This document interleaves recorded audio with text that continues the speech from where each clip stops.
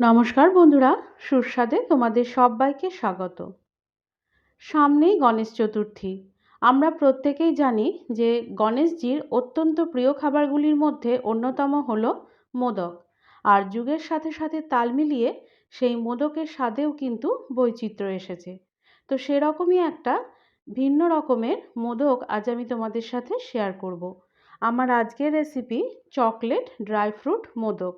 তাহলে চলো দেখে নিই আজকের রেসিপিটা। তো প্রথমেই এটা বানানোর জন্য নিয়ে নিলাম চালের গুঁড়ো। এখন এর মধ্যে দিয়ে দিলাম কোকো পাউডার। এই দুটো উপকরণ এবার ভালো করে মিশিয়ে নেব। সমস্তটা একটু সময় নিয়ে ভালো করে মিশিয়ে নিতে হবে। এখন একটা কড়ার মধ্যে সামান্য একটু ঘি নিয়ে নিলাম। ঘিটা নিয়ে সমস্ত ঘিটা ভালো করে গলিয়ে নিতে হবে। এবার এর মধ্যে দিয়ে দিলাম 1 কাপ পরিমাণ মতো দুধ আর সামান্য একটু নুন দিয়ে দিলাম। এখন এই সমস্তটা ভালো করে মিশিয়ে নিয়ে এটা ফুটতে দিতে হবে। দুধটা একবার ফুটে গেলেই গ্যাসের ফ্লেমটা আমি বন্ধ করে দেব।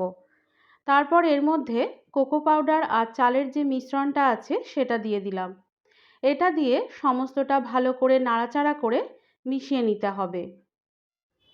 বন্ধুরা, আমার এই রেসিপিটা ফলো করে কোনো রকম মোদক মোল্ড ছাড়াই তোমরা এই মোদকটা বাড়িতে তৈরি করে নিতে পারবে। আর এটা বানানোও কিন্তু ভীষণ সহজ। সমস্ত মিশ্রণটা ভালো করে মিশে গেলে ঠিক এরকম একটা টেক্সচার আসবে। এবার এটাকে আমি ঢেকে রেখে দেব মিনিট 15 মতো। এবার অন্য একটা প্যানের মধ্যে 1 চামচ মতো ঘি নিয়ে নিলাম। ঘিটা দিয়ে সমস্তটা ভালো করে গলিয়ে নিতে হবে। এখন এখানে কিছু ড্রাই ফ্রুট নিয়ে নিয়েছি। তার মধ্যে আমি নিয়ে নিয়েছি আমন্ড, খেজুর, কাজু বাদাম আর কিশমিশ।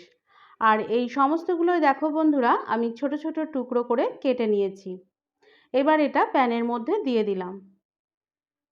সমস্ত ড্রাই ফ্রুটগুলো নেওয়ার পর এবার এটা নাড়াচাড়া করে নিতে হবে। তো মোটামুটি 3 থেকে 4 মিনিট মতো মাঝারি আঁচে এটা আমি নাড়াচাড়া করে নেব। আর এটা কিন্তু সমানেই নাড়াচাড়া করে যেতে হবে যাতে কোনো ড্রাই ফ্রুট পুড়ে না যায়। তো সমস্তটা ভালো করে নাড়াচাড়া করা হয়ে গেলে এর মধ্যে আমি দিয়ে দিলাম গুড়। গুড়টা দিয়ে সমস্তটা আবারও ভালো করে মিশিয়ে নেব। সমস্ত গুড়টা গলে যাওয়া পর্যন্ত এটাও সমানে কিন্তু নাড়াচাড়া করে যেতে হবে। আর এটা কিন্তু আমি মাঝারি আঁচেই নাড়াচাড়া করে নিচ্ছি। তো এভাবে নাড়তে নাড়তে যখন দেখবে এটার টেক্সচারটা ঠিক এরকম এসেছে, গুড় আর ড্রাই ফ্রুটস এগুলো একসাথে মিশে গেছে, তখন এবার ফ্লেমটা বন্ধ করে এটাকে নামিয়ে নেব। এদিকে কোকো পাউডার আর চালের যে মিশ্রণটা সেটা আমি অন্য একটা পাত্রের মধ্যে ঢেলে নিয়েছি। এবার এটাকে ভালো করে মেখে নিতে হবে। সমস্তটা খুব ভালো করে মেখে নিয়ে এটার একটা ডো তৈরি করে নেব।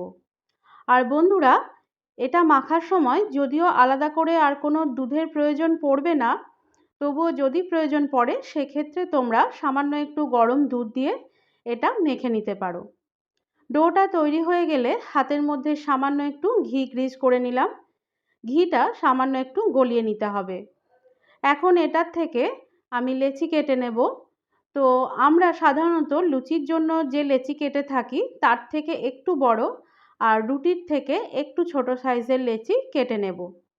তো তোমরা দেখতেই পাচ্ছ যে আমি লেচিগুলো কীরকম সাইজের কেটেছি। এবার এখান থেকে একটা লেচি নিয়ে হাতের সাহায্যে প্রথমে ভালো করে গোল করে নিতে হবে। তারপর এটা বুড়ো আঙুলের সাহায্যে আলতো করে চেপে নিয়ে একটা বাটির আকারে আমি গড়ে নেব। বাটির মতো ছাঁচটা গড়ে নেওয়ার পর ড্রাই ফ্রুটসের যে মিক্সচারটা আছে সেটার থেকে অল্প পরিমাণ নিয়ে আমি এর মাঝখানে দিয়ে দিলাম। এটা দেওয়ার পর এটা ভালো করে ভেতরে ভরে দেব।